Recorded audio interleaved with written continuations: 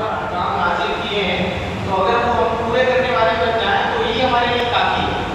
ہمیں یہ نہیں چاہیے کہ ہم جا کے 40 50 100 سال کر کے ہم کسی غار میں جا کے بیٹھ جائیں. اگر ہم صرف اللہ عز و جل کی فرما بردار بن جائیں نا, اللہ نے ہم پر فرض کیا ہے, اللہ نے جو پر احکام نازل کیے ہیں اس کے پابند ہو جائیں تو اللہ کے ہم محبوب بندے بن جائیں گے. اور جو محبوب خدا ہوتا ہے وہ کون ہوتا ہے؟ محبوب خدا جو بن جائے پھر وہ جو دعا مانگے گا اللہ اس کے دعا قبول فرمائے گا. جو محبوب خدا ہو جائے گا وہ اللہ عز و جل سے جب ہاتھ اٹھائے گا تو اس کے ہاتھ اٹھنے سے پہلے اس کی دعائیں قبول ہو جائیں گی. تو اس کے لیے کرنا صرف اتنا ہے کہ اللہ عز و جل کے فرمانبردار بن جانا ہے. تو یہ چھوٹا سا عمل ہے, اللہ کی چاہت تو انشاءاللہ عز و جل ہم دنیا اور آخرت میں کامیاب ہو جائیں گے.